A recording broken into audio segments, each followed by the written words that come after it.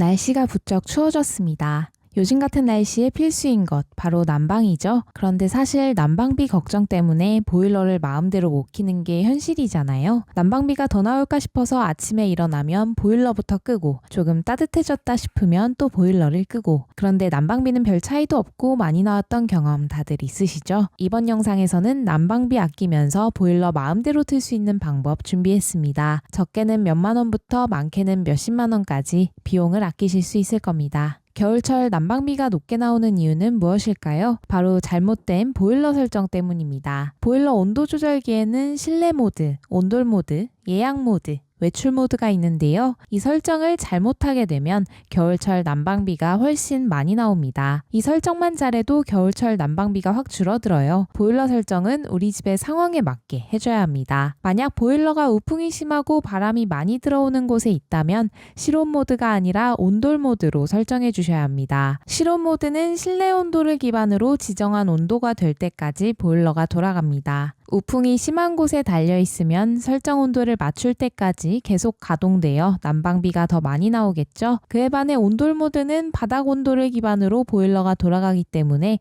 실내를 안정적으로 따뜻하게 합니다. 이때 예약 모드를 함께 활용하면 더욱 효율적입니다. 먼저 온돌 모드로 바닥을 따뜻하게 한 뒤 실온 모드로 바꾸고 2-3시간 간격으로 예약을 걸면 바닥열이 유지돼 난방비를 아낄 수 있습니다. 우풍이 심하지 않다면 실내 모드로 23도에서 25도 사이로 원하는 온도로 맞춰 사용하세요. 외출 모드는 동파 방지를 위해 최소 온도만 유지하는 기능입니다. 그래서 외출 모드를 켜두면 전원을 뺀 것과 비슷한 효과가 납니다. 대개 8도 이하로 떨어질 때만 잠깐 작동하고 그 이상이면 거의 돌지 않습니다. 흔한 주거 형태인 아파트는 구조상 8도 이하로 잘 떨어지지 않습니다. 윗집 아랫집들의 온기가 가운데 집으로 전해지기 때문이죠. 많은 분들이 외출할 때 보일러를 끄는 게 아끼는 것이다 라고 생각하지만 사실은 반대입니다. 외출 모드를 작동시키면 집안에 냉기가 가득해집니다. 보일러는 꺼져 있다가 다시 켜지면 차가워진 배관의 물을 다시 예열하기 위해 훨씬 많은 에너지를 사용합니다. 이 경우 재가열 시 가스가 많이 들어가니 요금이 더 많이 나오겠죠? 따라서 6시간 내외의 짧은 외출은 예약 모드로 2-3시간 간격을, 하루나 이틀 비우는 경우는 실온 모드를 평소보다 3도에서 5도 낮춰두고 예약 모드를 함께 설정해 두셔야 난방비 폭탄 안 맞습니다. 온수 모드는 보통 저, 중, 고로 조절합니다. 일반적으로는 중으로 맞추는 것이 좋습니다. 온수는 난방과는 별개로 작동하고 예열 과정에서 난방비를 아낄 수 있습니다. 온수 사용 시마다 찬물을 덮이는 예열이 반복되기 때문에 그만큼 연료 소모가 커지는데요. 고로 두면 물이 너무 뜨거워 찬물을 섞게 되고 그만큼 가스비가 낭비됩니다. 따라서 온수 온도를 너무 낮게 설정해 자주 예열하는 것보다 40도에서 45도로 일정하게 유지해 주는 것이 훨씬 경제적입니다. 그렇다면 우리가 실생활에서 할 수 있는 난방비 절약 방법으로는 어떤 게 있을까요? 첫 번째, 단열입니다. 보일러를 아무리 잘 써도 열이 새면 소용이 없습니다. 특히 오래된 창문 틈, 얇은 벽, 단열이 안 된 바닥이나 배관에서 따뜻한 공기가 빠져나가고 찬 공기가 들어옵니다. 특히 창문 틈이나 현관문 아래 틈으로 들어오는 찬바람은 난방비의 10%에서 15%를 그냥 날려버리는 주범입니다.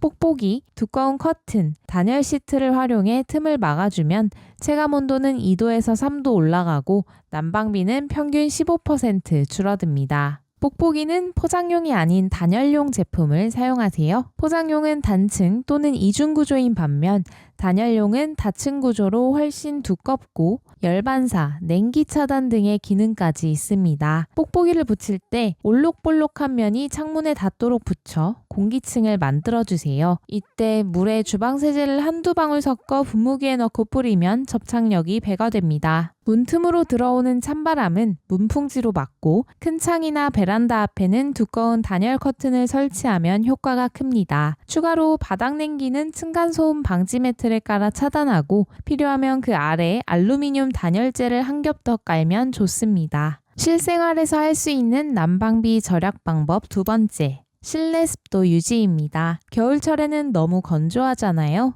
건조한 것도 난방비에 영향을 미치는 것 알고 계셨나요? 내부에 적절한 습도를 유지한다면 열이 보다 잘 전달될 수 있습니다. 보통 적정 습도는 40%에서 60% 정도입니다. 만약 내부가 너무 건조하다면 가습기를 사용하시는 것도 좋습니다. 가습기가 없다면 집안 곳곳에 수건을 물에 적셔 걸어 놓으세요. 수건 속 물이 마르면서 건조함을 해결해주는 효과가 있습니다. 실생활에서 할 수 있는 난방비 절약 방법 세 번째, 보일러 교체입니다. 우리 집 보일러를 몇 년 동안 사용했는지 혹시 알고 계시나요? 오래된 보일러를 사용하면 효율이 낮아져서 난방비가 많이 나옵니다. 보일러의 사용 수명은 7년에서 10년 정도예요. 만약 이보다 많이 사용했다면 보일러를 교체해 주는 것이 좋습니다. 저도 구축 아파트에서 근 10년 된 보일러를 교체했는데요. 거의 100만 원 돈 나오더라고요. 꽤 비싸서 놀랐는데요. 보일러를 교체하는 것은 추후 집을 매도 후 양도소득세 계산할 때 필요 경비로 인정되니 영수증 꼭 챙겨두시고요. 비용이 많이 나오는 것이 걱정이라면 나라에서 주는 지원금을 이용해 보세요. 일부 지역은 보일러 교체 시 나라에서 보조금이 나옵니다. 친환경 콘덴싱 보일러로 교체하시는 경우 보조금을 지원해 주는지 내가 사는 지역의 시군구청에 문의해 보세요. 여기까지 난방비를 절약할 수 있는 방법을 알아보았습니다. 난방비를 절약한다는 건